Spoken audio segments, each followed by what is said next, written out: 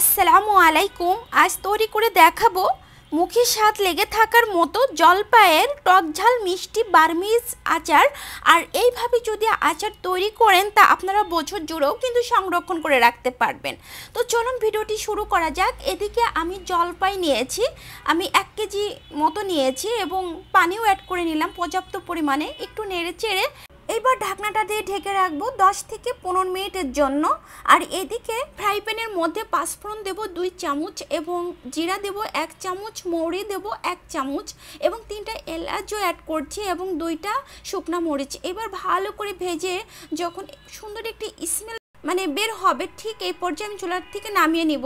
আর এটা আমি ব্লেন্ডারের সাহায্যে গুঁড়া করে নিব, আপনারা পাটায় ফিশেও কিন্তু গুঁড়া করে নিতে পারেন। তারপরে 15 মিনিট পর ফিরে এসে জলপাইটা দেখেন কতটা ফেটে গেছে, সবগুলাই কিন্তু ফেটে গেছে। আর যখন মনে করবেন যে জলপাই সিদ্ধ হওয়ার কারণ যে জলপাইগুলা কিন্তু সিদ্ধ হলেই জলপাইগুলা কিন্তু ফেটে যায়, তো আমি একটু চেক করে দেখালাম। দেখেন এইবার আমি একটি স্ট্যান্ডারের সাহায্যে তুলে নিচ্ছি জলপাইগুলা, দেখেন কত সুন্দর সিদ্ধ হয়েছে। এবার আমি একটি বোলের মধ্যে তুলে নিব। আমি এই জলপাইগুলা সব তুলে নিলাম। এইবার গরম গরম অবস্থায় আমি এই জলপাইগুলা ম্যাশ করে নিব। আপনারা কাঁটা চামচের সাহায্যেও কিন্তু এই জলপাইগুলা ম্যাশ করে নিতে পারেন।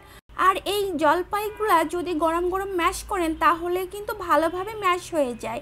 আর ঠান্ডার পরে কিন্তু এই জলপাইগুলা ম্যাশ ভালোভাবে হতে চায় না, একটু দলা দলা পেকে থাকে এই কারণে। আর এই বিচিগুলো আমি সব তুলে ফেলে দিব। আর যদি জলপাই কোনো আস্ত থাকে তাহলে আপনারা হাতটা দিয়েও কিন্তু ভালোভাবে মেখে এই দলাটা ভেঙে দিতে পারেন। তো আমি এইবার আচার তৈরি করে নিব। এদিকে একটি ফ্রাই প্যানে আমি সরিষার তেল অ্যাড করে নিচ্ছি এবং অ্যাড করে দেব এখানে লবণ স্বাদ মতো এবং অ্যাড করে দিচ্ছি হলুদের গুঁড়া 1/2 চামচ এবং ধনিয়ার গুঁড়া দেব 1 চামচ, লাল মরিচের গুঁড়াও 1 চামচ। একটু ভালো করে নেড়ে চেড়ে নিব এবং এর মধ্যে অ্যাড করে দিব পাঁচফোড়ন, আমি নিয়েছি 1 চামচ এবং পাঁচফোড়নটা দিয়ে আমি ভালো করে কয়েক সেকেন্ড নেড়ে চেড়ে যখন সুন্দর একটি ঘ্রাণ ছড়াবে ঠিক এর মধ্যে অ্যাড করে দেব ম্যাশ করা এই জলপাই। এইবার আমি ম্যাশ করা এই জলপাইটা দিয়ে ভালো করে নেড়ে চেড়ে নেব প্রায় এই তেলের মধ্যে 3 থেকে 4 মিনিট মতো। তো আমি ভালো করে নেড়ে চেড়ে নেব। তো এইবার এই আচারের মধ্যে আমি অ্যাড করে দিব 2 কাপ মতো চিনি।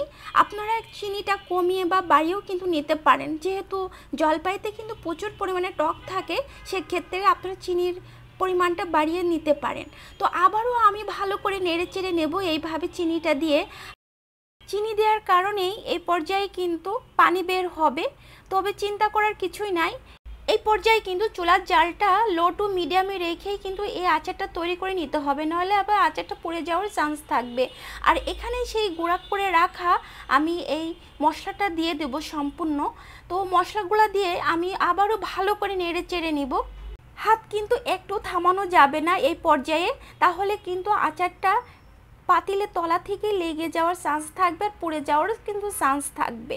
তো এইভাবে আমি নেড়ে চেড়ে নিব আর চুলার কাছ থেকে কিন্তু একটু সরা যাবে না। এইভাবে কিন্তু আচারটা তৈরি করে নিয়েছি আমি। তো অলমোস্ট আমার এই আচারটা রেডি। এবার আমি চুলার থেকে নামিয়ে নিব।